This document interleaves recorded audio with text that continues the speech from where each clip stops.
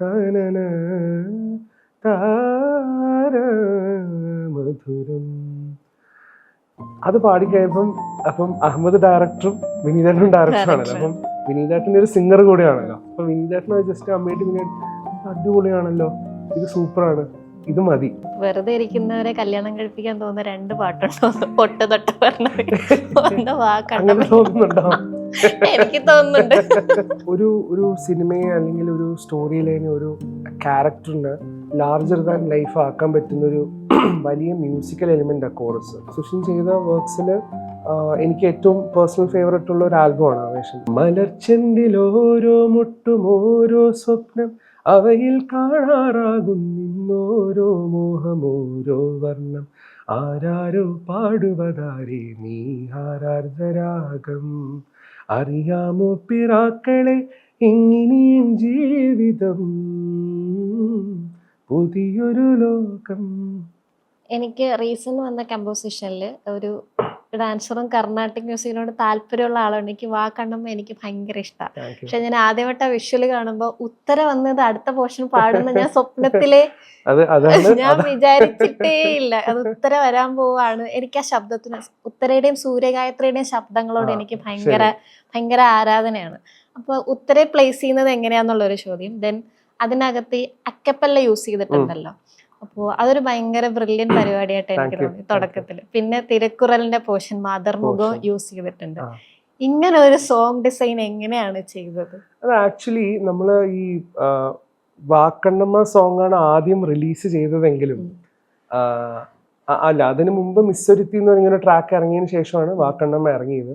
പക്ഷെ ഈ സോങ് ഏറ്റവും ലാസ്റ്റ് നമ്മൾ കമ്പോസ് ചെയ്ത സോങ് ആണ്. ഇപ്പം സിനിമേന്റെ ബാക്ക്ഗ്രൗണ്ട് സ്കോറിങ് നടക്കുകയാണ്. പക്ഷെ ഈ ട്രാക്ക് ചെയ്യുന്നതിന് മുമ്പ് നമ്മളെല്ലാം ഒട്ടുമിക്ക സോങ് കമ്പോസ് ചെയ്ത് കഴിഞ്ഞു. ഈ ഒരു സിറ്റുവേഷൻ ആയിരുന്നു ബാക്കി. അതായത് ഈ സിനിമയിൽ വെഡ്ഡിങ് നടക്കുന്ന സമയത്താണ് ഈ പാട്ട്. അങ്ങനെ ഞാനും ശ്രീകാന്ത് ഇരുന്നിട്ട് ഇങ്ങനെ ആലോചിക്കായിരുന്നു, എന്താ നമുക്ക് ചെയ്യാൻ പറ്റുക, എന്താ ഡിഫറെൻ്റ് ആയിട്ട് എന്താ ചെയ്യാൻ പറ്റുക. അങ്ങനെ ഒരു പാഡ് പ്ലേ ചെയ്തിട്ട് പതുക്കെ സ്റ്റാർട്ട് ചെയ്തു. അങ്ങനെ പാടി. ശ്രീകാന്താണ് ഇതിൻ്റെ ലിറിക്സ് എഴുതിയിട്ടുള്ളത്. ഇതിൻ്റെ സംവിധായകൻ തന്നെയാണ് ലിറിക്സ് എഴുതിയിട്ടുള്ളത്. അങ്ങനെ ഈ ലിറിക്സ് വന്നു, നമ്മൾ പാടി, ഏകദേശം ഒരു ഫ്രെയിമായി. ഉത്തരാന്റെ പോർഷൻ വന്നിട്ടില്ല, തിരുക്കുറലിന്റെ പോർഷനും വന്നിട്ടില്ല. ഈ ട്രാക്ക് ചെയ്ത് കഴിഞ്ഞതിന് ശേഷം നമ്മൾ ഡിസ്കസ് ചെയ്ത് ഞാൻ പറഞ്ഞു, നമുക്ക് തുടക്കം ഫസ്റ്റ് കേൾക്കുമ്പോൾ തന്നെ നമുക്കൊരു ഹൈ വരാൻ എന്താ ചെയ്യേണ്ടതെന്ന് ചോദിച്ചു.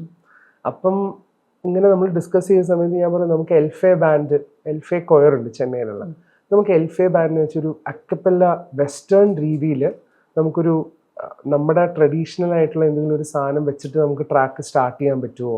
അവിടെ നിന്നാണ് ശ്രീകാന്ത് ഈ തിരുക്കുറലിൻ്റെ ലിറിക്സ് എനിക്ക് തന്നതും നമ്മൾ ഇവരെ കൊണ്ട് പാടിപ്പിച്ചതും. അപ്പോൾ ഐ തിങ്ക് ദാറ്റ് വർക്ക്. കാരണം എനിക്ക് ആ ട്രാക്ക് കേൾക്കുന്ന മൊമെന്റ് തൊട്ട് സ്കിപ്പ് ചെയ്യരുത്, അതെനിക്കൊരു നിർബന്ധം ഉണ്ടായിരുന്നു.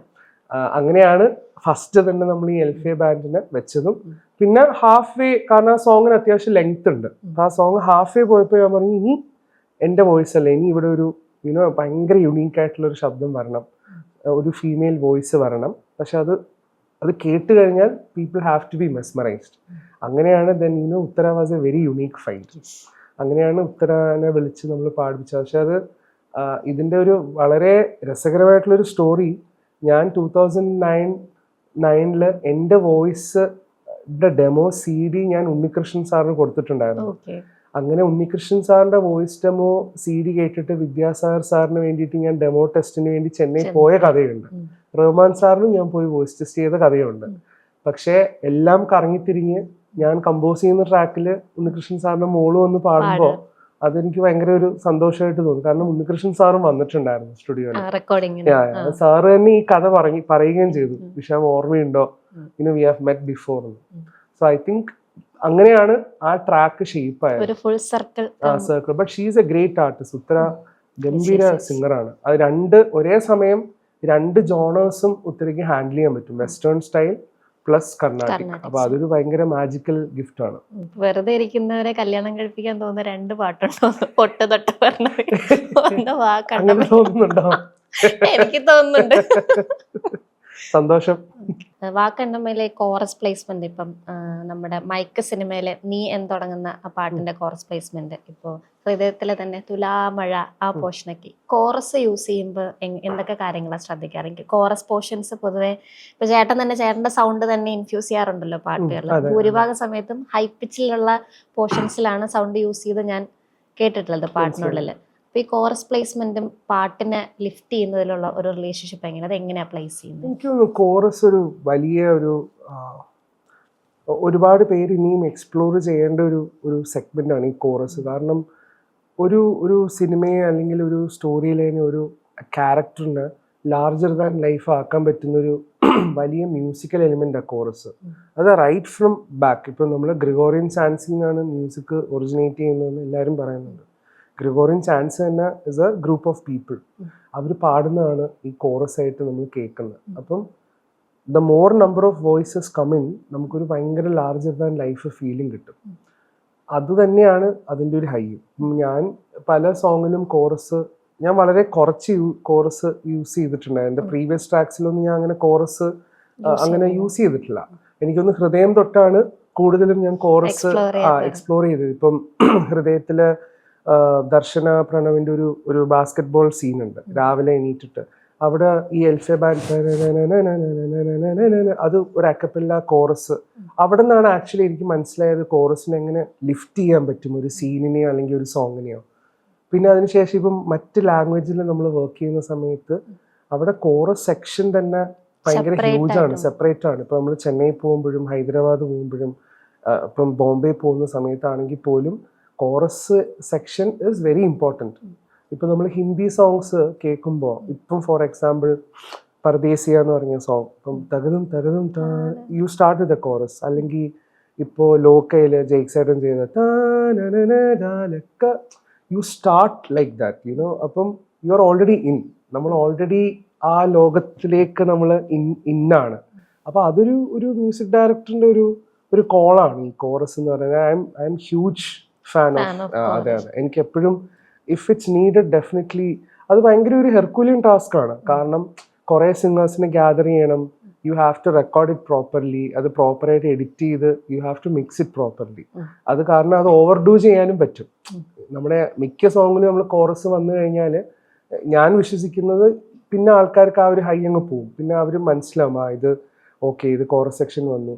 ആൾക്കാർ പ്രതീക്ഷിക്കാത്ത സമയത്ത് വേണം ഇത് ആഡ് ചെയ്യാൻ. സോ ഈ പൊട്ടുതൊട്ട പൗർണമിയിലുള്ള ആദ്യത്തെ പോർഷൻ സർവമംഗള മംഗല്യം, പിന്നെ നീ പാട്ടിന്റെ തുടക്കത്തിലെ നിരുപമ, ഇപ്പൊ ഇതിന്റെ തുടക്കത്തിലെ തിരക്കുറലിന്റെ portion.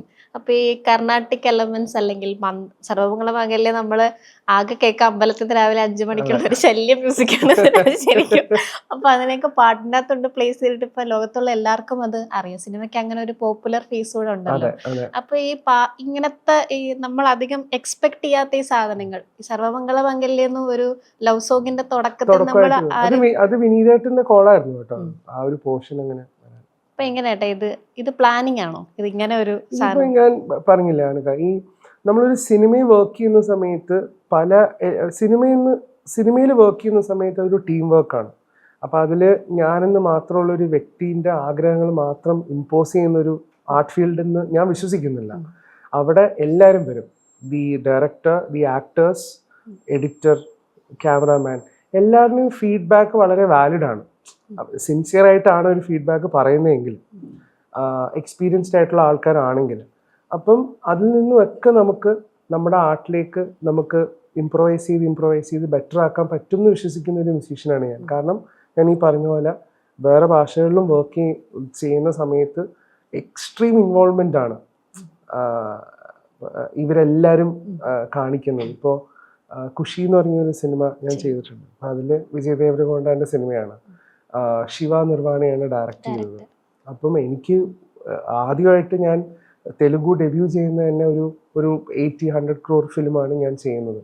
And I was very sceptical. എനിക്ക് ഭയങ്കര പേടിയായിരുന്നു എങ്ങനെ ഇത് ഹാൻഡിൽ ചെയ്യും. അവരുടെ ഡിമാൻഡ്സ് ഭയങ്കര ഹ്യൂജാണ്. ഞാൻ ട്യൂണിൻ്റെ ഡിമാൻഡ് അല്ല, പക്ഷേ how the tune has to be packaged is very important. അവിടെ നിന്നാണ് പതുക്കെ എനിക്ക് അസിസ്റ്റൻസ് വരുന്നതും പ്രോഗ്രാമേഴ്സിൻ്റെ ഇൻവോൾവ്മെൻറ്റ് എത്രത്തോളം ഇമ്പോർട്ടൻ്റ് ആണ്, വേറെ എത്ര മ്യൂസീഷ്യൻസ് ഇതിൽ വളരെ ഇമ്പോർട്ടൻ്റ് ആണെന്നൊക്കെ അവിടെ നിന്നാണ് മനസ്സിലാവുന്നത്. നമ്മളൊരു സ്വിസ് ആർമി നൈഫ് പോലെ നമ്മൾ വർക്ക് ചെയ്യരുത്. You have to work as a team. അപ്പം അങ്ങനെ നമ്മൾ വർക്ക് ചെയ്യാൻ തുടങ്ങുന്ന സമയത്താണ് എനിക്ക് ഈ പറഞ്ഞ പോലെ എല്ലാ എന്താ പറയുക എല്ലാ എലിമെൻസും നമുക്ക് കൊണ്ടുവന്ന് വർക്ക് ചെയ്യുമ്പോൾ കിട്ടുന്ന ഒരു സുഖം മനസ്സിലാക്കാൻ തുടങ്ങിയത്. നമുക്ക് മധുരത്തിലോട്ട് വരാൻ തോന്നുന്നു. ചേട്ടൻ വേറൊരു ഇന്റർവ്യൂവിൽ റെഫർ ചെയ്യുമ്പോൾ കണ്ടതാ, മുമ്പ് ഞാൻ അങ്ങനെ ആലോചിച്ചിട്ട് പോലുമില്ല. ഈ സിനിമയ്ക്കുള്ളിലെ ആക്ടിവിറ്റീസിന്റെ സൗണ്ട് അല്ലാതെയുള്ള ഫേക്ക് സൗണ്ടിങ് ആണ് മ്യൂസിക് എന്ന ചേട്ടൻ ഇങ്ങനെ സ്റ്റേറ്റ്മെന്റ് പറഞ്ഞത്. എനിക്ക് ഭയങ്കര ഇൻട്രസ്റ്റിംഗ് ആയിട്ട് തോന്നി. പക്ഷെ ഈ മധുരത്തിലെ പാട്ടുണ്ടല്ലോ റംപം, ആ പാട്ടിനകത്ത് വിഷ്വലിൽ വരുമ്പോഴാട്ടോ, ചിലപ്പോൾ നമ്മൾ സ്പോട്ടിഫൈയിൽ അല്ലാതെ ട്രാക്ക് കേൾക്കുമ്പോൾ ആ സൗണ്ട് ഉണ്ടാവണം എന്നില്ല. അപ്പൊ ഞാൻ യൂട്യൂബിലാണ് കാണുന്നത്. അപ്പോൾ അതിലിങ്ങനെ ആക്ടിവിറ്റീസിന്റെ സൗണ്ട്സ് ഭയങ്കരമായിട്ട് ആ പാട്ടിനകത്ത് ബ്ലെൻഡ് ചെയ്ത് പോയിട്ടുണ്ട്. തുണി അലക്കുന്നതും ആശുപത്രിയിലെ സൗണ്ട്സും ഫുഡും കുക്കിങ്ങും എല്ലാം അതിനകത്ത് വരുന്നുണ്ട്. അപ്പോൾ ഈ വിഷ്വലിനകത്ത് ഇങ്ങനത്തെ സൗണ്ടുകൾ ആഡ് ചെയ്യപ്പെടുന്നുണ്ടെന്ന് ചേട്ടൻ അറിയാമായിരുന്നു, ഈ പാട്ടിന്റെ കൂടെയുള്ള ഇങ്ങനെ സൗണ്ട്. അപ്പൊ അതിനനുസരിച്ചിട്ടുള്ള എന്തെങ്കിലും മീറ്റർ കുറവോ കൂടുതലോ ഓൾറെഡി വരുത്തിയിട്ടാണോ പാട്ട് സെറ്റ് ചെയ്തത്? നമ്മളിപ്പം ലാസ്റ്റ് സംസാരിച്ച ഡിസ്കഷന് അനഘ ചോദിച്ചൊരു ചോദ്യമുണ്ടല്ലോ, എല്ലാവരുടെയും ഇൻവോൾവ്മെന്റ് എത്രത്തോളമാണ് നമുക്ക് വർക്ക് ചെയ്യുന്നത്. അതിന്റെ പെർഫെക്റ്റ് എക്സാമ്പിൾ ആണ് മധുരത്തിൽ ഈ പാട്ട്. കാരണം ഈ സോങ് അഹമ്മദ് എന്നോട് പറഞ്ഞ് കമ്പോസ് ചെയ്യുന്ന സമയത്ത് അഹമ്മദ് കൃത്യമായിട്ട് പറഞ്ഞിരുന്നു, ഇതൊക്കെ ഈ ആക്ടിവിറ്റീസ് ഒക്കെ ചെയ്യുന്ന സമയത്തുള്ള പാട്ടാണ്, നമുക്കപ്പോൾ എഡിറ്റ് ചെയ്യുമ്പോൾ വേണമെങ്കിൽ ഓരോ സൗണ്ട് എഫക്ട്സ് വെച്ച് എഡിറ്റ് ചെയ്യാമെന്ന് പറഞ്ഞു. പക്ഷെ അത് എങ്ങനെ ക്രിയേറ്റ് ചെയ്യും എന്നുള്ള ഫസ്റ്റ് ഞാൻ ഡൗട്ട്ഫുൾ ആയിരുന്നു, ഇത് എങ്ങനെ ക്രിയേറ്റ് ചെയ്യും. അപ്പം ഞാൻ ഒരു താളം ചെയ്തിട്ട് ആ താളത്തിലേക്ക് കുറച്ച് സൗണ്ട് എഫക്ട്സ് വെച്ചിട്ട് ഞാൻ ആദ്യം ഒരു ലൂപ്പ് ക്രിയേറ്റ് ചെയ്തു. അതിൻ്റെ പുറത്താണ് ക്രിയേറ്റ് ചെയ്തത്. പിന്നെ ഇത് മഹേഷ് ഏട്ടൻ എഡിറ്ററിൻ്റെ കയ്യിൽ കിട്ടിയതിന് ശേഷമാണ് he made it into a beautiful way. ഇപ്പം നമ്മൾ കാണുന്ന വിഷ്വലിലേക്ക് മഹേഷ് ഏട്ടനും അഹമ്മദും കൂടി ഇരുന്നിട്ടാണ് അത് ചെയ്തത്. ബട്ട് ഐ തിങ്ക് ടീം വർക്കാണത്. അത് ഭയങ്കര ബ്യൂട്ടിഫുൾ വേ ഓഫ് ടീം വർക്കാണ്. കാരണം ഇപ്പം ആ സോങ് കാണുന്ന സമയത്ത് നമ്മൾ ഓർക്കും ഇതെങ്ങനെയാണിത് സോങ്ങും എഡിറ്റും കൂടെ എങ്ങനെയാണ് കറക്റ്റായിട്ട് വരുന്നത്. എനിക്ക് തോന്നുന്നു അഹമ്മദിന്റെ ആ ഫീഡ്ബാക്ക് ആണ് എനിക്ക് അങ്ങനെ ഒരു സോങ് ചെയ്യാൻ പറ്റിയത്. അങ്ങനെയാണ് ആ ട്രാക്ക് ഉണ്ടായത്. എനിക്കത് ഭയങ്കര ഇഷ്ടപ്പെട്ട ഒരു ട്രാക്ക്. എനിക്ക് അല്ലാതെ കേൾക്കുന്നതിൽ രസം അത് വിഷ്വലിന്റെ കൂടെ കാണുമ്പോഴാണ് കുറച്ചുകൂടി എഫക്റ്റീവ് ആയിട്ട് വരുന്നത്. അത് ആര്യയുടെ ഐ തിങ്ക് ഫസ്റ്റ് സോങ് ആയിരുന്നു മലയാളത്തില്. ആ പാട്ടിനകത്ത് തന്നെ ഒരു വളരെ ഫങ്കി ആയിട്ടുള്ള ഒരു പോർഷൻ കഴിഞ്ഞതിന് ശേഷം പെട്ടെന്നൊരു കർണാട്ടിക് ട്രാൻസിഷൻ ഉണ്ട്. അത് എങ്ങനെയാ സെറ്റ് ചെയ്തത്? അത് അഹമ്മദ് എൻ്റെ അടുത്ത് പറഞ്ഞു, നമുക്കൊരു ഡാൻസ് പോർഷൻ, അതായത് ഡാൻസ് റൂഫ് ടോപ്പിലൊരു ഡാൻസ് പ്രാക്ടീസ് ചെയ്യുന്ന ഒരു പോർഷൻ നമുക്ക് സോങ്ങിൽ ഉണ്ടെന്ന് പറഞ്ഞു, വേണം എന്ന് പറഞ്ഞു. അങ്ങനെയാണ് ഞാൻ ഈ ഒരു ജാസ് പോർഷൻ കഴിഞ്ഞിട്ട് ഇമ്മീഡിയറ്റ്ലി നമുക്ക് സ്വരങ്ങൾ ആഡ് ചെയ്യാൻ പറ്റിയാൽ ആ പോർഷൻ നമുക്ക് ആഡ് ചെയ്ത് നോക്കാമെന്ന് പറഞ്ഞിട്ട് അങ്ങനെ ചെയ്തതാണ് ആ സോങ്. കോയിൻസിഡന്റ്ലി വീണ്ടും അവിടെ കർണാട്ടിക് മ്യൂസിക് വന്നു. But I am happy. എനിക്ക് തോന്നുന്നത് കുറച്ചുകൂടി ഡിസ്കഷൻ അർഹിക്കുന്ന ഒരു കമ്പോസിഷൻ ആണെന്ന് എനിക്ക് തോന്നുന്നു. ഗാനമേയൊക്കെ ഉള്ളത് കൊണ്ട് അതിന് കുറച്ചുകൂടെ ഒരു ഭയങ്കര സോൾ ഉള്ളത് കൊണ്ട് ഇതങ്ങനെ ഡിസ്കഷനിലേക്ക് അത് മാത്രമല്ല ഇത് ഫിലിമിലും ഏറ്റവും ബിഗിനിങ് ഫേസിൽ വരുന്നതാണല്ലോ. അപ്പൊ ഒരുപക്ഷെ ആൾക്കാർ ആ പോർഷൻ കണ്ടു കഴിഞ്ഞിട്ട് ഈ ഗാനമേ ഏരിയ ഒക്കെ വരുമ്പോഴാണല്ലോ ആൾക്കാർ കുറച്ചുകൂടി ഇമോഷണലി ഇൻവെസ്റ്റഡ് ആവുന്നത്. ഈ ഗാനമേല തന്നെ അത് രണ്ട് തരത്തിലുള്ള പ്രേമങ്ങളുടെ പ്രോഗ്രഷൻ ആണല്ലോ ആ പാട്ടിലെ വിഷ്വലുള്ളത്. അപ്പോൾ പാട്ടുമായിട്ട് ബന്ധപ്പെടുത്തിയല്ല ചോദ്യം, ഈ വിഷ്വല് കിട്ടിയതിനനുസരിച്ച് ഏതെങ്കിലും മ്യൂസിക്കുകൾ മാറ്റി ചെയ്യുകയോ അങ്ങനെ എന്തെങ്കിലും ചെയ്തിട്ടുണ്ടോ? അത് എല്ലായ്പ്പോഴും സംഭവിക്കാറുണ്ട്. ഇപ്പൊ നമ്മൾ ചില നേരത്തെ കമ്പോസ് ചെയ്തിട്ട് ചിലപ്പോൾ ഡയറക്ടറിന് ഭയങ്കരമായിട്ട് ഇഷ്ടമായിട്ട് ഞാൻ വിഷ്വല് കാണുന്ന സമയത്ത് ചിലപ്പോൾ എനിക്കത് ഭയങ്കര ഒരു കോൺട്രാസ്റ്റ് പോലെ തോന്നാറുമുണ്ട്, വൈസ് വെർസയും തോന്നാറുണ്ട്. ഇപ്പം ഞാൻ കമ്പോസ് ചെയ്തൊരു സാധനം ചിലപ്പോൾ ഡയറക്ടർ വിഷ്വല് വെച്ച് കഴിയുമ്പോൾ ഡയറക്ടർ തന്നെ പറയും, നിഷാം ഇത് സൂട്ട് ആവുന്നില്ല, നമുക്കൊന്ന് മാറ്റി പിടിക്കാം. That happens. പക്ഷേ മധുരത്തിൻ്റെ കേസിൽ എസ്പെഷ്യലി ഗാനമേ സോങ് ഷൂട്ട് കഴിഞ്ഞതിന് ശേഷമാണ് ആ പാട്ട് കമ്പോസ് ചെയ്യുന്നത്. കാരണം നമ്മൾ കുറേ ഡെമോ ചെയ്തിരുന്നു ആ ഒരു സിറ്റുവേഷന് വേണ്ടി. പക്ഷെ അഹമ്മദിനും എനിക്കും നമ്മളും ഹാപ്പി ആയിരുന്നില്ല, ഒരു വേർഷനും ഹാപ്പി ആയിരുന്നില്ല. അങ്ങനെ ലാസ്റ്റ് ഒരു ദിവസം നമ്മൾ ഇരുന്നിട്ട് എനിക്ക് തോന്നുന്നു വിനീതേട്ടനും ഉണ്ടായിരുന്നു ആ സമയത്ത്. വിനീതേട്ടൻ എന്തോ ഒരു ആവശ്യത്തിന് നമ്മൾ ഒരുമിച്ചിരിക്കുന്ന സമയത്ത് ഇങ്ങനത്തെ ഒരു ട്യൂൺ ഞാൻ പാടി, മധുരം. അത് പാടിക്കഴിയുമ്പം അപ്പം അഹമ്മദ് ഡയറക്ടറും വിനീതേട്ടനും ഡയറക്ടറാണല്ലോ. അപ്പം വിനീതേട്ടൻ്റെ ഒരു സിംഗർ കൂടെയാണല്ലോ. അപ്പം വിനീതേട്ടനെ ജസ്റ്റ് അമ്മയിട്ട് ഇത് അടിപൊളിയാണല്ലോ, ഇത് സൂപ്പറാണ്, ഇത് മതി. അപ്പൊ അങ്ങനെ ലോക്കായി. അഹമ്മദ് പിന്നെ ഒന്നും നോക്കിയില്ല. അഹമ്മദ് അന്ന് ഇത് കൺഫേം ആക്കാം. Then he also love the song. കാരണം വിനീതേട്ടന്റെ കയ്യിൽ നിന്ന് ദർശന സോങ് കേട്ടിട്ടാണ് അഹമ്മദ് മധുരത്തിലേക്ക് എന്നെ ക്ഷണിക്കുന്നത്. അന്ന് ദർശന സോങ് റിലീസായിട്ടില്ല. അപ്പൊ അങ്ങനെയാണ് ഞാനും അഹമ്മദായിട്ടുള്ള ബന്ധം. അപ്പം ഈ ഒരു സോങ് ഉണ്ടാവുന്ന സ്പേസിൽ വിനീതേട്ടനും ഉണ്ടായിരുന്നു. അപ്പൊ അതൊരു ഭയങ്കര, എനിക്ക് ഒരിക്കലും മറക്കൂല. ഒരു കഥ കേട്ടതിന്റെ സുഖം എനിക്കുണ്ട്. ഈ ക്യാരക്ടർ മോട്ടീവ്സ് ചെയ്യുമല്ലോ നമ്മളിപ്പം, അത് ഞാൻ ബാക്ക്ഗ്രൗണ്ട് സ്കോറിലേക്ക് വരുന്നത്. ഈ ക്യാരക്ടർ മോട്ടീവ്സ് ചെയ്യുന്ന സമയത്ത് ഇപ്പൊ നമ്മൾ കണ്ടു വളർന്ന ഒരു മലയാള സിനിമ കാഴ്ചശീലങ്ങളിലല്ലല്ലോ ചേട്ടൻ മ്യൂസിക് ഡയറക്ഷൻ ചെയ്യുന്നത്. അപ്പൊ നമുക്ക് റെഫറൻസ് എന്ന് പറയാനായിട്ടുള്ള സാധനങ്ങൾ വളരെ കുറവായിരിക്കും. അപ്പൊ നമ്മളൊരു പുതിയ ക്യാരക്ടർ മോട്ടീവ് പുതിയ സാഹചര്യത്തിൽ പുതിയ മലയാള സിനിമയിലേക്ക് അപ്ലൈ ചെയ്യുമ്പോൾ അത് ചാലഞ്ചിങ് ആയിട്ട് തോന്നാറുണ്ടോ? അത് ഭയങ്കര രസത്തിലാണോ അത് ചെയ്യുക, background scoring, especially character motives? എനിക്ക് തോന്നുന്നു it all depends as to what kind of cinema it is. ഇപ്പം ലോക പോലുള്ള ഒരു സിനിമയും അല്ലെങ്കിൽ ഹൃദയം പോലുള്ള ഒരു സിനിമയും രണ്ടും സെപ്പറേറ്റ് ആയിട്ടാണ് നമ്മൾ പ്രേക്ഷകർ കാണുന്നത്. ലോക പോലുള്ള ഒരു സിനിമയ്ക്ക് ഡെഫിനറ്റ്ലി യൂണിക് ക്യാരക്ടർ മോട്ടീവ്സ്, പല ക്യാരക്ടേഴ്സ് വരുന്നുണ്ട്, അതിന് നമ്മൾ മോട്ടീവ് ക്രിയേറ്റ് ചെയ്യണം. പക്ഷെ ഇപ്പം ഹൃദയം പോലുള്ള ഒരു സിനിമ അല്ലെങ്കിൽ ഖുഷി അല്ലെങ്കിൽ ഹൈനാന ഈസ് എ സെപ്പറേറ്റ് എൻറ്റിറ്റി. അല്ലെങ്കിൽ ഒരു love story coming of the age film പറയുന്ന സമയത്ത് ഐ തിങ്ക് പ്രിഡോമിനൻ്റ്ലി ഇമോഷൻസിനാണ് മോട്ടീവ്സ് ഞാൻ ചെയ്തിട്ടുള്ളത്.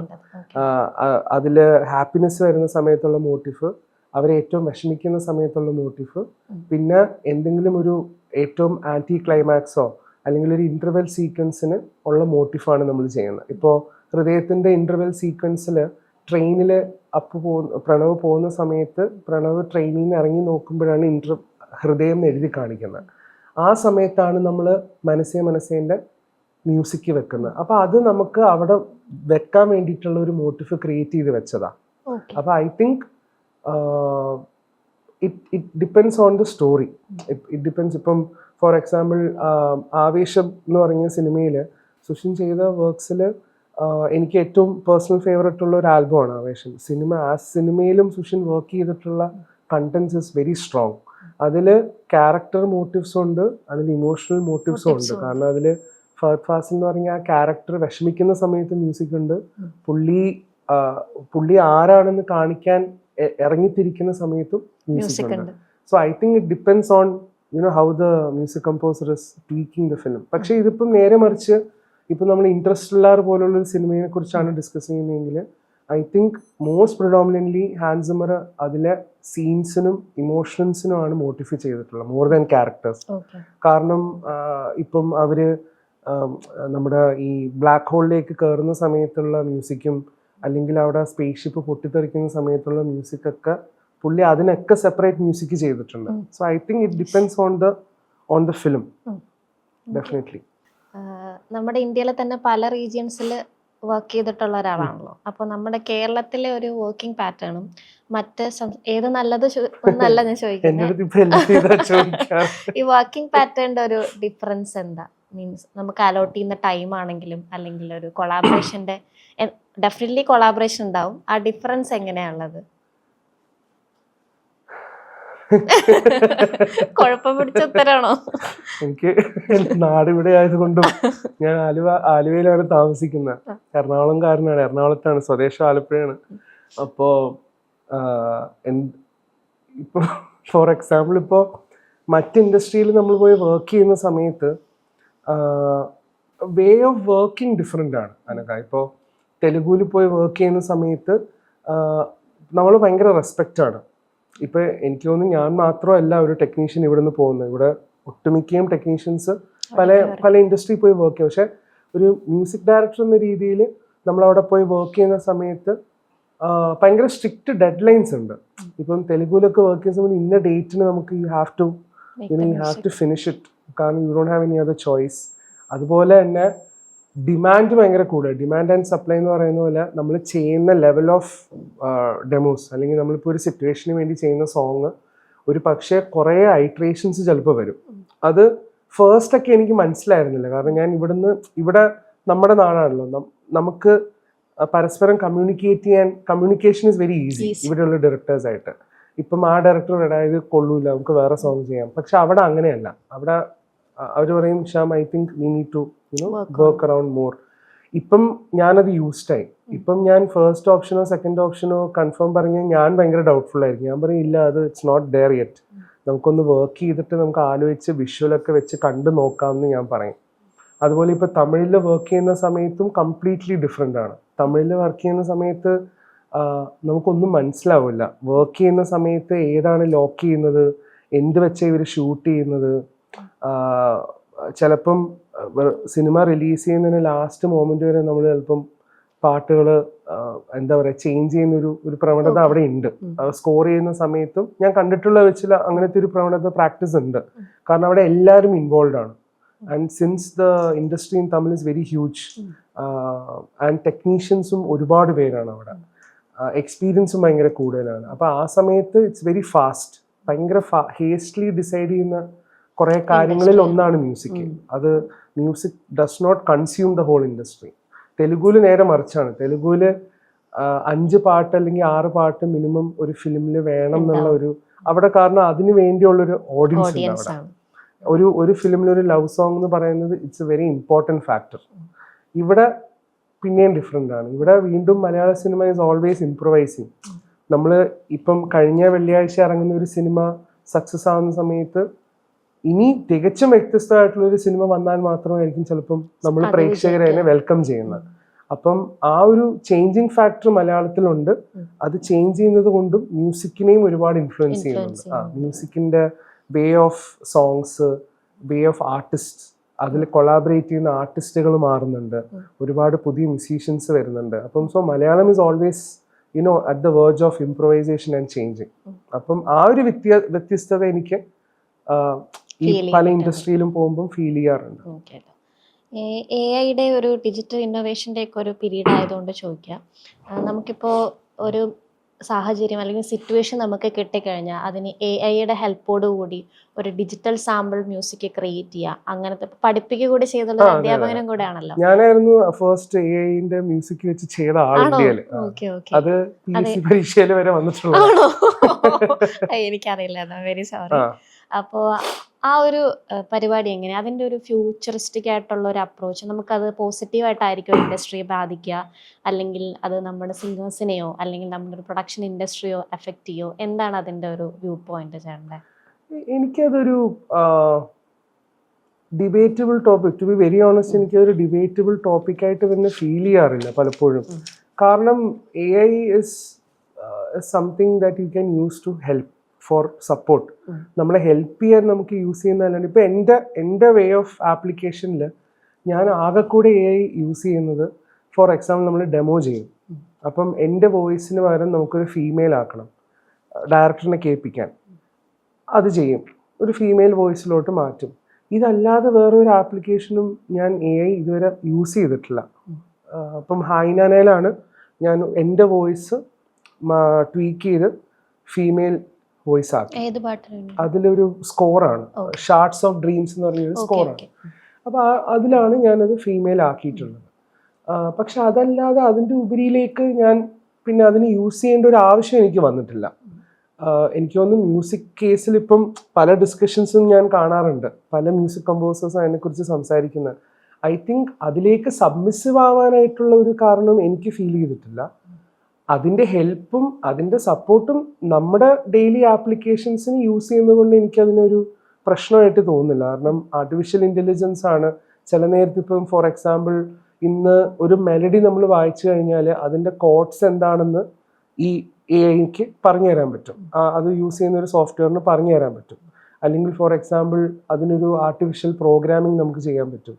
അല്ലെങ്കിൽ ഒരു ട്യൂൺ, ഇപ്പോൾ ഈ പറഞ്ഞ പോലെ കുറേ വെബ്സൈറ്റ്സ് ഉണ്ട്, ഞാൻ പേര് പറയുന്നില്ല, ആ വെബ്സൈറ്റ്സ് യൂസ് ചെയ്ത് നമുക്കൊരു സിറ്റുവേഷൻ പറഞ്ഞാൽ ഒരു ലിറിക്സ് നമ്മൾ എഴുതി കൊടുത്താൽ അതൊരു പാട്ടുണ്ടാക്കി തരും നമുക്ക്.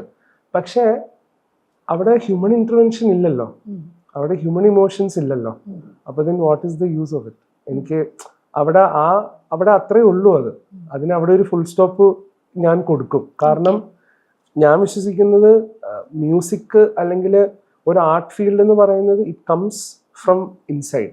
നമ്മുടെ എക്സ്പീരിയൻസുകൾ, ഞാൻ ഫേസ് ചെയ്തിട്ടുള്ള പെയിന്, ഞാൻ ഫേസ് ചെയ്തിട്ടുള്ള ഹാപ്പിനെസ്, എൻ്റെ നഷ്ടങ്ങൾ, എൻ്റെ നേട്ടങ്ങൾ, അതിൽ നിന്നുമാണ് എൻ്റെ ട്യൂൺ ഉണ്ടാവുന്നത്. ഇപ്പം ഇന്ന് എനിക്ക് ഏറ്റവും ഭയങ്കര വിഷമമായിട്ടുള്ള ഒരു സിറ്റുവേഷൻ ഉണ്ടായാൽ ഞാൻ ചിലപ്പോൾ ഇന്ന് രാത്രി ഒരു സാഡ് ആയിട്ടുള്ള മ്യൂസിക് ഞാൻ ക്രിയേറ്റ് ചെയ്യും. But it is impossible for an AI machine to do that. Unless ഇപ്പം ഒരു ഇന്റർവ്യൂവിൽ വേറൊരു music composer, unless that AI has been trained with my brain, അല്ലെങ്കിൽ എൻ്റെ ഹിസ്റ്ററി വെച്ചിട്ട് ആ AI ട്രെയിൻ ചെയ്യിപ്പിച്ചാൽ ഒരു പക്ഷെ അതിന് നാളെ ഞാൻ തിങ്ക് ചെയ്യുന്ന പോലെ തിങ്ക് ചെയ്യാൻ പറ്റും. പക്ഷെ എൻ്റെ മരണം വരെ മാത്രമേ അതിന്റെ ട്രെയിനിങ് കൊടുക്കാൻ പറ്റുള്ളൂ. സോ ഇപ്പൊ ഇങ്ങനെ ക്വസ്റ്റ്യൻ വരില്ല, ഏതാണ് ഒറിജിനൽ എന്നുള്ളൊരു ക്വസ്റ്റ്യൻ വരില്ല. ഇപ്പൊ നമ്മളിപ്പോ പറഞ്ഞതുപോലെ ഒരു ഹ്യൂമൻ ബീങ്ങിന്റെ ഡാറ്റ വെച്ച് നമ്മൾ ട്രെയിൻ ചെയ്യിച്ച് കഴിയുമ്പോൾ അപ്പൊ AI ക്രിയേറ്റ് ചെയ്യുന്നതാണോ ഒറിജിനൽ, നമ്മൾ ക്രിയേറ്റ് ചെയ്യുന്നതാണോ ഒറിജിനൽ? അത് ഭയങ്കര സിമ്പിൾ ആയിരിക്കും കണ്ടുപിടിക്കാൻ. കാരണം ഇപ്പം ഒരാള് പാടുന്നത്, ഇപ്പൊ ഫോർ എക്സാമ്പിൾ ചില സോങ്സ് ഇപ്പൊ ഇറങ്ങിയിട്ടുണ്ടായിരുന്നു, ഇപ്പം ചില ട്രാക്കുകൾ ഇറങ്ങിയിട്ടുണ്ടായിരുന്നു, അതായത് മരണപ്പെട്ടു പോയ സിംഗേഴ്സിന്റെ വോയിസ് വെച്ചിട്ട്, and they credit also.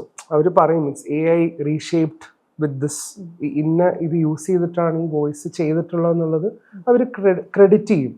Credit ചെയ്തില്ലെങ്കിലും എനിക്ക് തോന്നുന്നു ഇപ്പൊ എനിക്കൊക്കെ അത് മനസ്സിലാവും കേൾക്കുന്ന സമയത്ത് ഇത് AI വെച്ചിട്ടാണ് ചെയ്തിട്ടുള്ളത്. കാരണം ഒന്ന്, ഈ ബ്രിഗ എന്ന് പറഞ്ഞൊരു സംഭവമുണ്ട്, ഞാൻ ഒരുപാട് ടെക്നിക്കലാവുന്നില്ല. ഇപ്പൊ ഈ നമ്മൾ ഗമകം എന്നാ പറയാ, ഗമകം ത്രോട്ടിന്റെ ഫ്ലക്ച്വേഷനിൽ നിന്നുമാണ് ആ ഗമകം ക്രിയേറ്റ് ആവുന്നത്.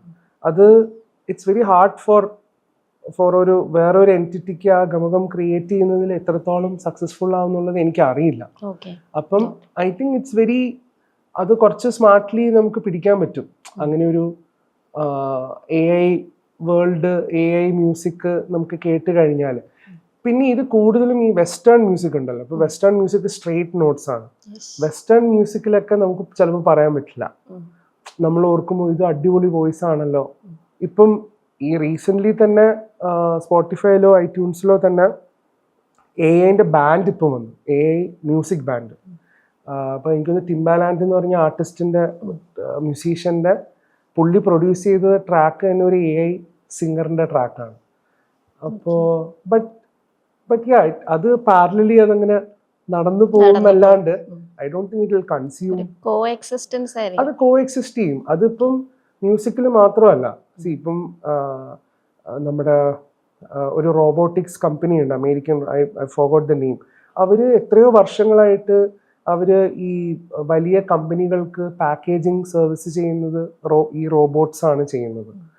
ഇപ്പൊ എലോൺ മസ്ക് പോലുള്ള ആൾക്കാർ, അവരുടെ നമ്മൾ വീഡിയോസ് തന്നെ എടുത്ത് നോക്കിയാൽ they are training, they are making robots.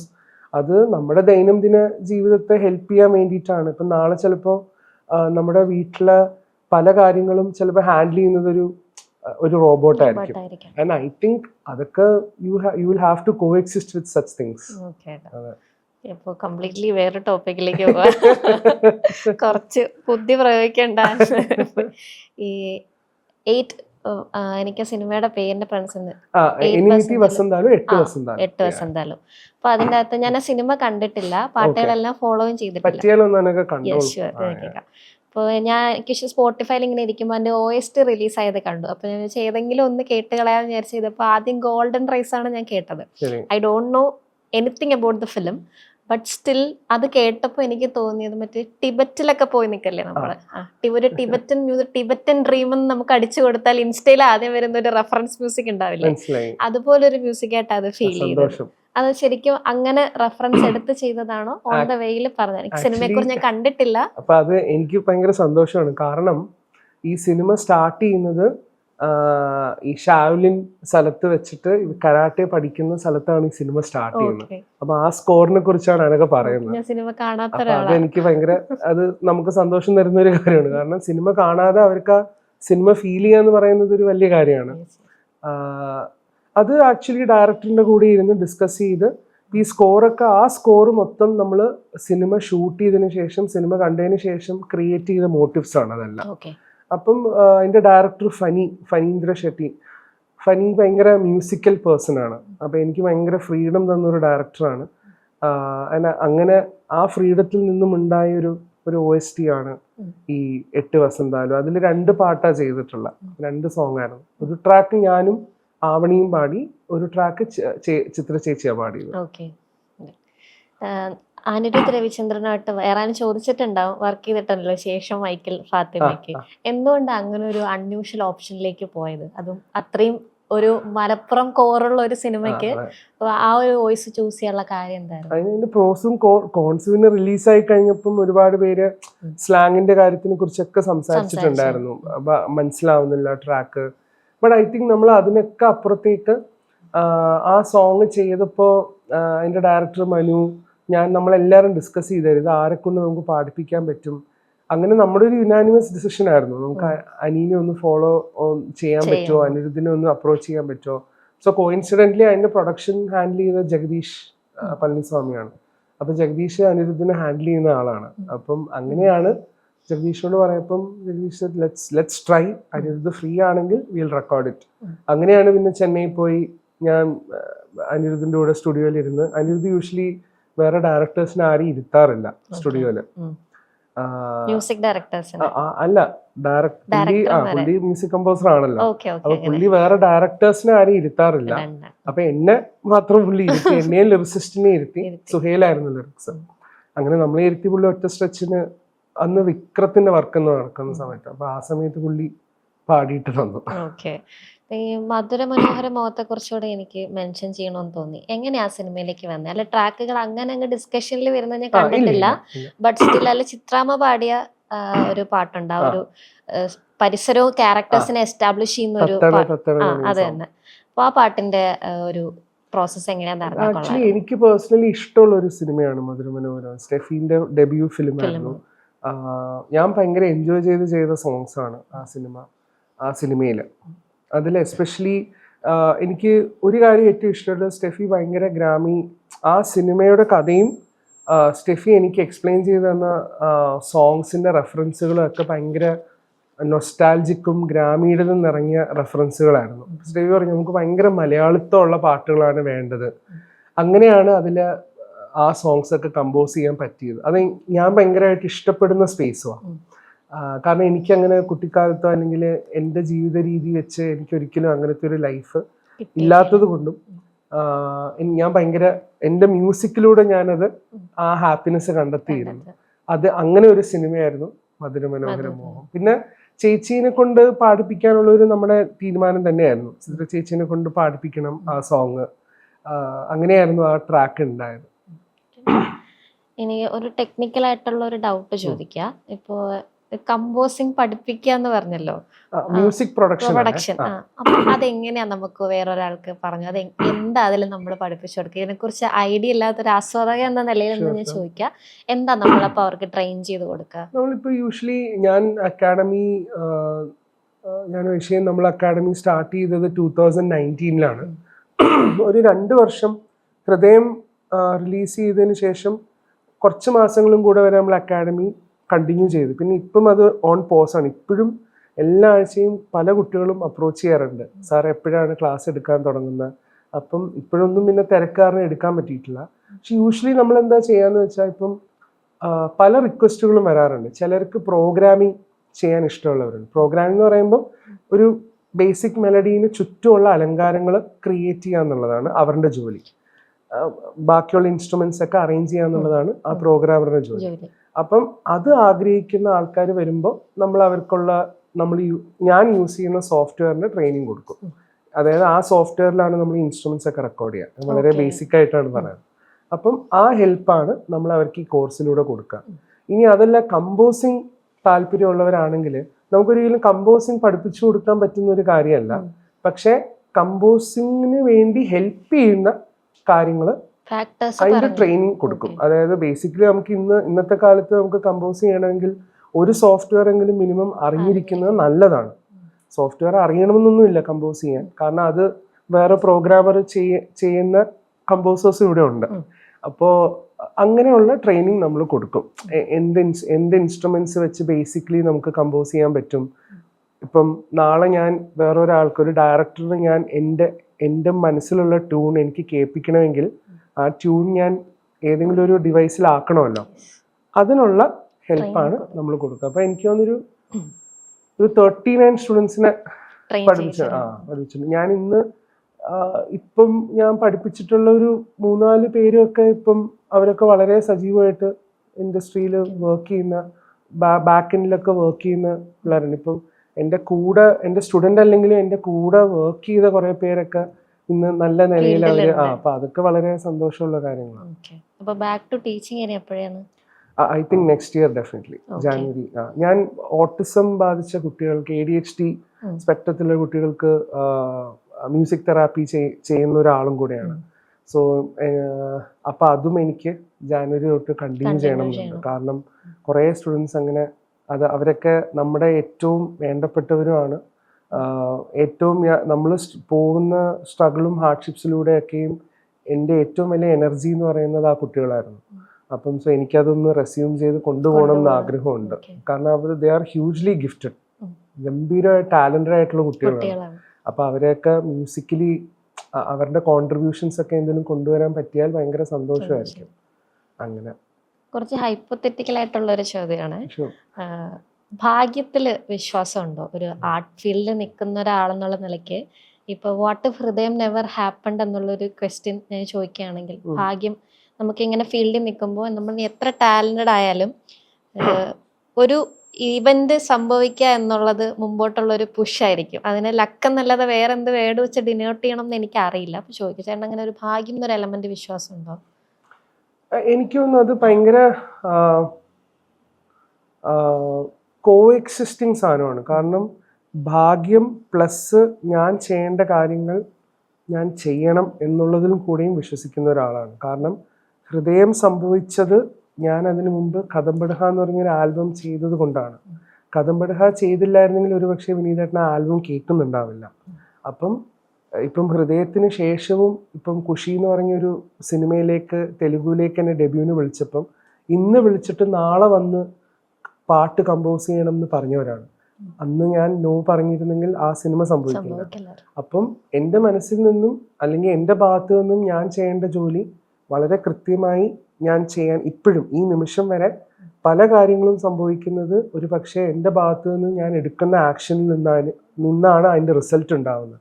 അതിലും ഞാൻ വളരെ ഉറച്ചു വിശ്വസിക്കുന്ന ആളാണ്. I think luck comes later. നമ്മൾ ചെയ്യേണ്ട ജോലി ആദ്യം കറക്റ്റ് ചെയ്തതിന് ശേഷമാണ് ലക്ക് അവിടെ പ്ലേ ചെയ്യുക. അതെ, അതിൽ ഞാൻ തീർച്ചയായിട്ടും വിശ്വസിക്കുന്നതാണ്. ഇപ്പം ഞാൻ നേരത്തെ ഈ ഓഫ് ഇന്റർവ്യൂ അനഘാനോട് ഒരു വിശേഷം പറഞ്ഞിരുന്നല്ലോ. അപ്പം അങ്ങനെയുള്ള കുറെ വർക്ക്സ് ഒക്കെ എനിക്ക് തോന്നുന്നു എൻ്റെ ജീവിതത്തിൽ ഇപ്പോൾ സംഭവിക്കുന്നത് ഒരു പക്ഷേ ഞാൻ എടുത്ത ചില നേരത്ത് ഞാൻ ഭയങ്കര സ്ട്രോങ് ആയിട്ട് എടുക്കുന്ന ചില ഡിസിഷൻസിൽ നിന്നാണ് അതിന്റെ റിപ്പർക്കഷൻ വരുന്നത്. ആ സമയത്താണ് ആ ലക്ക് ഫാക്ടർ വർക്ക് ആവുക എന്നാണ് എനിക്ക് തോന്നുന്നത്. ചേട്ടാ, എനിക്ക് വളരെ ഇഷ്ടപ്പെട്ട ഒരു സിംഗറാണ് ഭദ്ര രജൻ. ഞാൻ ആദ്യം കപ്പയിലെ മ്യൂസിക് മോജോയിലാണ് സുദീപ് പാലനാടിൻ്റെ കൂടെ പാടുമ്പോഴാണ് ഞാൻ ഈ ആർട്ടിസ്റ്റ് ശ്രദ്ധിക്കുന്നത്. എനിക്ക് ശബ്ദം ഭയങ്കര ഇഷ്ടമാണ്. ഒരു അൺയൂഷ്വൽ എറ്റ് ഒരു വണ്ടർഫുൾ സൗണ്ട് ആണല്ലോ അത്. അപ്പൊ ഈ പുതിയൊരു ലോകത്തില് ഭദ്രയുടെ സൗണ്ട് യൂസ് ചെയ്തിട്ടുണ്ട്. അപ്പോൾ പിന്നെ ചിത്രാമ്മയെ കൃത്യമായിട്ട് ആ സിനിമയ്ക്കകത്തുള്ള പാട്ടുകളിൽ യൂസ് ചെയ്തിട്ടുണ്ട്. സിദ് ശ്രീരാമനെ യൂസ് ചെയ്തിട്ടുണ്ട്. രജി മർഷാദിനെ പ്ലേസ് ചെയ്തിരിക്കുന്ന പാട്ടുകളിൽ വേറൊരു സിംഗറിന്റെ വോയിസ് നമുക്ക് സങ്കല്പിക്കാൻ പോലും പറ്റാത്ത ഇതല്ലേ നീയൊക്കെ വേറൊരാൾ പാടുന്നത് ആലോചിക്കാൻ പറ്റില്ല. അപ്പൊ ഈ സിംഗേഴ്സിന്റെ സെലക്ഷന്റെ ഒരു ബേസ് എന്താ? ഇന്ന പാട്ട് ഇയാൾക്ക് അസൈൻ ചെയ്യാം, this will be good option എന്ന് എങ്ങനെയാ തീരുമാനിക്കുന്നത്? അതൊരു വലിയ ഭാഗ്യമാണ്. അത് നമുക്ക് അത്രയും നല്ല സിംഗേഴ്സിനെ കിട്ടുക, നമ്മുടെ പാട്ടുകള് അവര് വളരെ ആത്മാർത്ഥമായി അവരുടെ പാട്ടായി കണ്ട് പെർഫോം ചെയ്യുക, അതൊക്കെ നമുക്ക് അങ്ങനെയുള്ള കുറച്ച് ഭാഗ്യങ്ങളൊക്കെ ഉണ്ടാവും മാത്രമാണ് ഈ സോങ് അങ്ങനെ നിലനിന്ന് പോകുന്നത്. അതില് ഭദ്രാന്റെ കാര്യം പറഞ്ഞ പോലെ ഭദ്രേന്റെ വോയിസ് എനിക്ക് തോന്നുന്നു ഒരു ചില സിംഗേഴ്സിന്റെ വോയിസ് ഉണ്ട്, നമുക്ക് ആ വോയിസ് കേട്ട് കഴിഞ്ഞാൽ പിന്നെ അവർ ഏത് പാട്ട് പാടുമ്പോഴും you know it's that singer. ആ ഐഡന്റിറ്റി ഒരു സിംഗറിന് വരിക എന്ന് പറയുന്നത് വളരെ ഇമ്പോർട്ടൻ്റ് ആയിട്ടുള്ള കാര്യമാണ്. ആൻഡ് അതൊരു വലിയ ഭാഗ്യമാണ്. ഭദ്രയ്ക്ക് ഏറ്റവും ഒരു എന്താ പറയുക, ഏറ്റവും വലിയൊരു ഗിഫ്റ്റ് എന്ന് ഞാൻ വിശ്വസിക്കുന്നത് ഭദ്രേൻ്റെ വോയിസ് ഐഡന്റിറ്റി.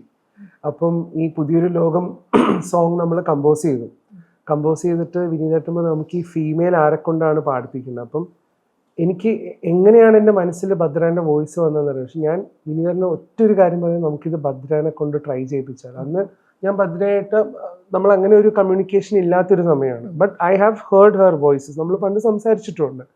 പക്ഷെ അങ്ങനെയാണ് ഞാൻ വിനീതേട്ടനോട് പറഞ്ഞത്, വിനീതേട്ടൻ നമുക്ക് ഭദ്രേൻ്റെ വോയിസ് കേൾപ്പിച്ചത്. പിന്നെ വിനീതേട്ടൻ ഭയങ്കര പിക്കിയാണ്. ഒരു വിനീതേട്ടൻ മ്യൂസീഷ്യൻ ആയതുകൊണ്ട് ഒരു സിംഗറിന്റെ വോയിസ് ഒക്കെ പലതവണയും ആലോചിച്ചതിന് ശേഷം മാത്രമേ നമ്മൾ ഫിക്സ് ചെയ്യുള്ളൂ. ഭദ്രേന്റെ voice was the first voice. അതായത് വിനീതേട്ടൻ കേട്ടപാടെ വിനീതേട്ടൻ പറഞ്ഞു ഭദ്ര മതി. So I think she is an extremely talented singer. ആ വോയിസ് ഭയങ്കര ഗിഫ്റ്റഡ് ആണ്. അതുപോലെ ഇപ്പം ഈ പറഞ്ഞ പോലെ ചിത്ര ചേച്ചിന്റെ പിന്നെ നമ്മൾ പറയേണ്ട ആവശ്യമില്ല. സിഡ് ശ്രീറാം എഗാൻ, സിഡ് ശ്രീറാം ഒരു ഇപ്പം ഖുഷിയിലെ ആരാധ്യ എന്ന് പറഞ്ഞ സോങ് അന്ന് സിഡി ഇപ്പം ഈ 6 മാസം US-ലും 6 മാസം നാട്ടിൽ വരുമ്പോഴാണ് ഈ റെക്കോർഡിങ്സ് ഒക്കെ ചെയ്യുന്നത്.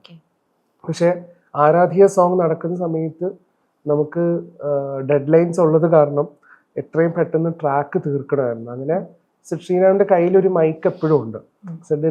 സിഡിന്റെ കയ്യിൽ ഒരു മൈക്ക് എപ്പോഴും വെച്ചാൽ ട്രാവൽ ചെയ്യുന്നത്. അങ്ങനെ സിഡിന്റെ US-ലെ ഏതോ ഒരു കോൺസേർട്ടോ എന്തോ ഒരു ഫംഗ്ഷന് പോയി രാത്രി ഇരുന്നിട്ടാണ് നമ്മളത് റെക്കോർഡ് ചെയ്ത് തീർക്കുന്നത്. Is an extremely hard working artist. സിഡിനെ പോലെ സിഡ് മാത്രമേ ഉള്ളൂ. That's why is one of the most celebrated singers in India. അപ്പം സിഡിന്റെ വോയിസിൽ ഒരു ട്രാക്ക് വരിക എന്ന് പറയാൻ എനിക്ക് ഏറ്റവും ഇഷ്ടമുള്ള ഒരു കാര്യമാണ് വർക്കിംഗ് വിത്ത് ഹിം. എനിക്ക് അതുപോലെ നജീമിന്റെ കാര്യം പറയണം. കാരണം ഞാനും നജീമായിട്ടുള്ള റിലേഷൻഷിപ്പ് ഒരു സോങ്ങിൽ സ്റ്റാർട്ട് ചെയ്തതല്ല. നമ്മൾ ഒരേ റിയാലിറ്റി ഷോയിൽ പങ്കെടുത്ത് അതിൽ നജീം വിൻ ചെയ്തതാണ്. I M A huge fan of his voice. ഒരു മ്യൂസീഷ്യൻ എന്ന രീതിയിൽ ഒരു സോങ്ങിനെ കിട്ടിക്കഴിഞ്ഞാൽ ആ സോങ്ങിലേക്ക് പലതരം മോഡുലേഷൻ ഡെലിവർ ചെയ്യാൻ കേപ്പബിൾ ഉള്ള സിംഗേഴ്സിൽ ഒരാളാണ് നജീം. അതൊരു ഹ്യൂജ് മ്യൂസീഷ്യൻഷിപ്പാണ്. ഞാൻ പല സിംഗേഴ്സിലും, ഒട്ടുമിക്ക സിംഗേഴ്സിലും അത് വളരെ ചുരുക്കമാണത്. നജീം എന്ന് പറയുന്നത് നമ്മളിപ്പോൾ ഒരു സോങ് കൊടുത്താൽ നജീം പറയും, പക്ഷേ നമുക്കിത് പല ഓപ്ഷൻസിൽ നമുക്ക് ട്രൈ ചെയ്യാൻ പറ്റുമോ, നമുക്കിത് ഇങ്ങനെ മോഡുലേറ്റ് ചെയ്ത് നോക്കാൻ പറ്റുമോ. അപ്പോൾ അതൊരു എന്താ പറയുക, അതൊരു ഭയങ്കര ഒരു ഗിഫ്റ്റഡ് ടാലൻ്റ് ആണ് നജീമിൻ്റെ. പിന്നെ നജീമിൻ്റെ എക്സ്പീരിയൻസും ഭയങ്കരമാണ്. Record experience. ഒരു സ്റ്റുഡിയോയിൽ വരുമ്പോൾ how can you record something in A given time. അപ്പോൾ അത് നജീമിൻ്റെ ഒരു വലിയ കഴിവാണ്. പിന്നെ ശ്രുതി ശുദ്ധം, പിച്ച് പെർഫെക്റ്റ് ആണ് അവൻ്റെ വോയിസ്. അപ്പോൾ ആ കാര്യത്തിലൊക്കെ ഭയങ്കര എനിക്ക് അവനെ കുറിച്ച് പറയാൻ ഒരുപാട് ഉണ്ടാവും. കാരണം നമ്മൾ കുറെ വർഷങ്ങളായിട്ടുള്ള റിലേഷൻഷിപ്പ് ആണല്ലോ. ചേട്ടാ, നമ്മുടെ പുതിയൊരു ലോകത്തിലെ ഭദ്ര പാടിയ പോർഷൻ മലർച്ചെണ്ടിൽ ആ ഒരു പോർഷൻ ഒന്ന് പാടിത്തരാം. ഷുവർ. ലിറിക്സ് ഒന്ന് നോക്കിയിട്ട്. മലർച്ചെണ്ടിൽ ഓരോ മുട്ടും ഓരോ സ്വപ്നം, അവയിൽ കാണാറാകുന്നോരോ മോഹം ഓരോ വർണ്ണം, ആരാരോ പാടുവതാരേ നീ ആരാർദ്ധരാഗം, അറിയാമോ പിറാക്കളെ ഇങ്ങനെയും ജീവിതം, പുതിയൊരു ലോകം. താങ്ക്സ് ചേട്ടാ. എന്നോട് ഇന്നലെ ഒരു ഫ്രണ്ട് പറഞ്ഞതുള്ളൂ, ഇത് കേൾക്കുമ്പോ മലയാളം വണ്ടിയിൽ വല്ലതും പോയി ഇരിക്കാൻ തോന്നുന്നു. പക്ഷെ അതൊരു ഭയങ്കര, നമുക്ക് ആക്ച്വലി ഈ ട്രാക്കിന്റെ ഒരു ഇൻസ്പിറേഷൻ കൊളോണിയൽ കസിൻസിന്റെ സോങ്സ് ആയിരുന്നു. ഹരിഹരൻ സാറിന്റെ ലെസ്ലി ലൂയിസിന്റെ ട്രാക്കിന്റെ ഇൻസ്പിറേഷൻ ആയിരുന്നു ആക്ച്വലി ഈ സോങ്. അപ്പൊ ഈ സോങ് അവരുടെ സോങ്ങും പ്ലസ് സ്വാലി എന്ന് പറഞ്ഞൊരു ആർട്ടിസ്റ്റ് ഉണ്ട്, സ്പൈഡർമാൻ, അമേസിംഗ് സ്പൈഡർമാന്റെ ഒക്കെ അതിലൊരു ട്രാക്ക് ചെയ്ത ഒരു ആർട്ടിസ്റ്റാണ് സ്വാലി. അപ്പം അവരുടെ ഒരു അങ്ങനത്തെ ഒരു സോങ്, ഒരു ഫ്യൂച്ചറിസ്റ്റിക്, അങ്ങനെയാണ് ഈ സോങ് കമ്പോസ് ചെയ്തത്. ലേറ്റസ്റ്റ് വരാൻ പോകുന്ന വർക്ക്സ് ഇപ്പൊ ഗേൾ ഫ്രണ്ട് ആണെന്ന് തോന്നുന്നു. നദിവേ ഓൾറെഡി ഒരു വലിയ ഹിറ്റ് ആയി കഴിഞ്ഞു, അങ്ങനെ പറയാതെ. അത് എനിക്ക് തോന്നുന്നു ആ സിനിമ I'm waiting for the film to come out. അത് ഒരു ചർച്ചാ വിഷയമാവാൻ സാധ്യതയുള്ള ഒരു ടോപ്പിക്കാണ്. അതിൻ്റെ സംവിധായകൻ ചർച്ച ചെയ്യുന്നത് രാഹുൽ രവീന്ദ്രൻ എന്ന ഡയറക്ടർ, ചിന്മയിൻ്റെ ഹസ്ബൻഡ്. അപ്പം അതിൽ അഭിനയിച്ചിരിക്കുന്ന രശ്മികയാണ്. രശ്മികേൻ്റെ ഒരു one of the best performances ആയിരിക്കും ആ സിനിമ ഗേൾ ഫ്രണ്ടിലുള്ളത്. ഇൻഫാക്ട് ഗേൾ ഫ്രണ്ട് ആയിരുന്നു എൻ്റെ ഫസ്റ്റ് തെലുഗു സിനിമ ആവേണ്ടിയിരുന്നത്. അല്ലു അരവിന്ദ് സാറിന്റെ പ്രൊഡക്ഷനിലുള്ള സിനിമയാണ്. But then Kushi happen. പിന്നെ ഫിലിം കുറെ ഡേറ്റ്സിന്റെ ഇഷ്യൂ കാരണം ആ ഫിലിം അങ്ങനെ പോസ്റ്റ്പോണ്ട് ആയിപ്പോയി രശ്മികാന്റെ. ബട്ട് അതാണ് ഇനി എൻ്റെ നെക്സ്റ്റ് തെലുഗു റിലീസ്. പിന്നെ ആനന്ദ് ദേവ്രകൊണ്ട, വിജയ് ദേവ്രകൊണ്ടന്റെ ബ്രദറിന്റെ ഫിലിം ഉണ്ട്, അതിന്റെ ഷൂട്ട് ഇപ്പൊ നടക്കുന്നു തെലുഗുവില്. രണ്ടും. അത് ഉണ്ട്. പിന്നെ തമിഴിൽ ഇനി റിലീസ് ചെയ്യാനുള്ളത് വൺസ് മോർ ആണ്, അർജുൻ ദാസിന്റെ വൺസ് മോർ എന്ന് പറഞ്ഞ സിനിമ. മലയാളത്തിലൊരു സിനിമ അതിനി അനൗൺസ് ചെയ്യാനുണ്ട്. അത് മധുവിധു എന്നാണ് സിനിമേന്റെ പേര്. നവാഗത സംവിധായകനാണ്, വിഷ്ണു ആണ് ഡയറക്റ്റ് ചെയ്യുന്നത്. ഷറഫുദ്ദീനും പിന്നെ സായി കുമാറിന്റെ മോള് കല്യാണിയാണ് അതിൽ അഭിനയിക്കുന്നത്. അപ്പൊ ആ സിനിമ ഇനി റിലീസ് ചെയ്യാനുണ്ട്. കന്നഡ ഡെബ്യൂ ചെയ്യുന്നുണ്ട് ഇപ്പോൾ, ഗോൾഡൻ സ്റ്റാർ ഗണേഷിന്റെ സിനിമ. ശ്രീനിവാസ് രാജു ഡയറക്റ്റ് ചെയ്യുന്ന സിനിമ. അതൊരു മ്യൂസിക്കൽ ഫിലിമാണ്. അതിൽ ഒരു 8 പാട്ടോളം ആ സിനിമയിലുണ്ട്. ഒരു ഫ്ലൂട്ട് വായിക്കുന്ന, ഓടക്കുഴൽ വായിക്കുന്ന ഒരു നായകന്റെ കഥയാണ് ആ സിനിമ. അപ്പൊ അത് ഭയങ്കര എക്സൈറ്റിംഗ് ആയിട്ട് ഇപ്പൊ വർക്ക് നടക്കുന്നുണ്ട്.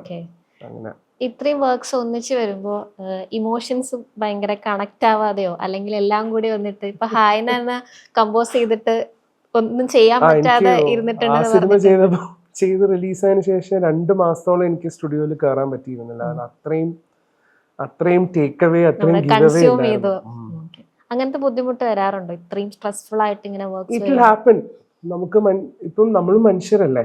ഇപ്പം ഇതിന്റെ സംഭവം എന്താന്ന് വെച്ചാൽ ഞാൻ പലപ്പോഴും ചിന്തിക്കാറുണ്ട്, നമ്മൾ കമ്പോസ് ചെയ്യുന്നത് നമ്മൾ ഒരിക്കലും ഓടിയിട്ടോ അല്ലെങ്കിൽ ഒരു കുറെ ടൈപ്പ് ചെയ്തിട്ടോ അല്ലെങ്കിൽ സ്റ്റെത്തോസ്കോപ്പ് വെച്ചിട്ടോ ഒന്നുമല്ല, വണ്ടി ഡ്രൈവ് ചെയ്തിട്ടോ അല്ല.